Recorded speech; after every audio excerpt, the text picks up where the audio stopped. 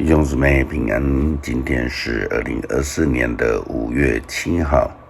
今天的经文是诗篇93篇，申命记11章第1节到17节，提摩太前书第6章13节到16节。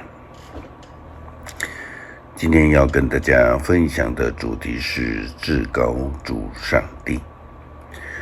以前总是常常听到教会里信仰长辈传说到宣教士的意识，特别是用那种有口音的台语来说话，就引起了一些笑话。例如说呢，山上宝训，我们说耶稣在山顶教死人，耶稣在山上教导人，就那个语调变了，就变成耶稣在山上咬死人，教死人，这是不一样的意思。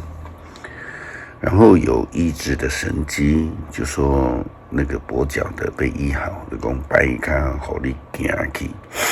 这个行去在台语有死的意思，驼背的让你直，可是在台语就不一样的意思。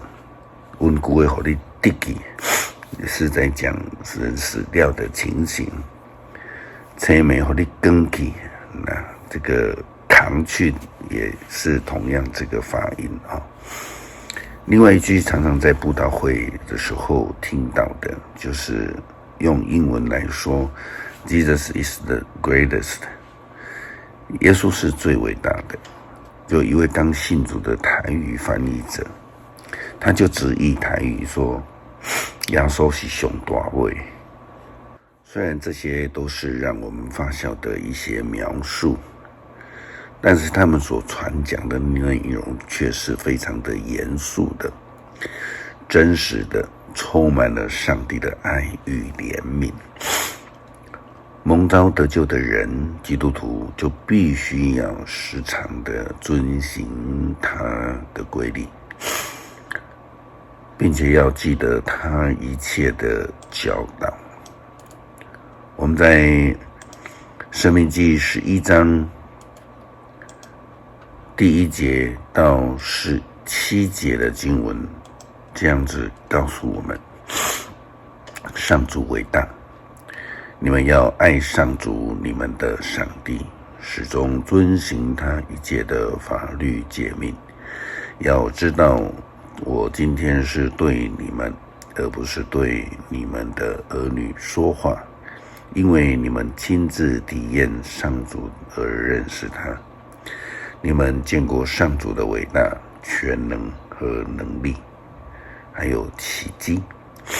你们亲眼看见他怎样对付埃及王和他的国家，也看见他怎样消灭了埃及的军队、战马和战车。他们追击你们的时候，他使红海淹没了他们，把他们彻底的消灭了。你们知道，你们来到此地以前，在旷野中，上主为你们所行的一切。你们记得他怎样对付吕遍的后代，以利亚的儿子大丹和亚比兰。大地在众人的面前裂开，把他们和他们的家族、帐篷和所有的仆人、牲畜都吞了下去。你们亲眼看见了上主做这一切伟大的事，应许的地的福泽。你们要遵行我今天颁布给你们的一切诫命，这样你们才有力量渡河占领你们要进入的土地，在上主应许给你们祖先和子孙那流奶与蜜的地方享长寿。你们将要占领的土地，不像你们从前住过的埃及。在埃及，你们播种后还要辛劳灌溉才有收成。但是你们将要进入的土地有山有谷，也有凉水雨水的滋润。上主你们的上帝从年头到年终都看顾这片土地，所以你们要谨慎来遵行我今天颁布给你们的命令，要爱上主你们的上帝，一心一意的侍奉他，这样你们就会按时给你们，他就会按时给你们春林秋雨，使你们有足够的五谷、新酒、橄榄油和供应牲畜的草料。你们会吃得饱，你们要小心，不要被诱惑而背离上帝，去祭拜服侍别的神明。如果这样，上主就要向你们发怒，不降雨给你们，使土地干枯，不能出产五谷。即使他赐给你们的是一片良田，你们也会迅速的在那里死亡。因为上帝是至大的、至高的上帝，我们没有其他可靠的，所以我们更当要歌颂他、赞美他、顺服他、遵守他。保罗在写给提摩太的书信当中也是这样说道。提摩太前书第6章13节到16节。其实耶稣基督在旁修比拉多的面前作证时，也同样做过美好的宣认。在赐生命给万物的上帝和这位耶稣的面前，我吩咐你们要忠诚，无可指责的遵守所有的命令，直到我们的主耶稣基督显现的那一天。上帝要在时机成熟的时候使他显现。上帝是可受称颂、独一无二的全能者，万王的王，万主的主，唯有他是不朽不灭的。他住在人所不能靠近的光里，没有人见过他，也没有人能够看见他。愿尊贵和永恒的主权都归于他。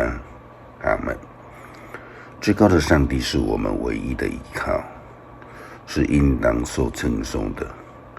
基督徒选择这个唯一的依靠，领受这唯一的光，生命就不再黑暗。诗篇93篇，君王上帝，上帝掌权，他以威严为衣，上主以能力为腰带，大地坚立，不能动摇。上主啊，你的宝座自古坚立，从亘古你就存在。上帝啊，深渊发出声音，洪流冲击怒吼。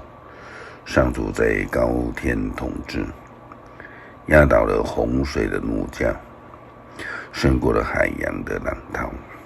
上主啊，你的法则永恒，你的殿宇神圣，世事无穷。感谢主拯救我们，赐下唯一且至高的救恩，让我们可以信靠。求主帮助我们以赞美的生命来迎接这光，领受他救恩从至高之处所赐下的。感谢祷告，奉主耶稣基督圣名求，阿们。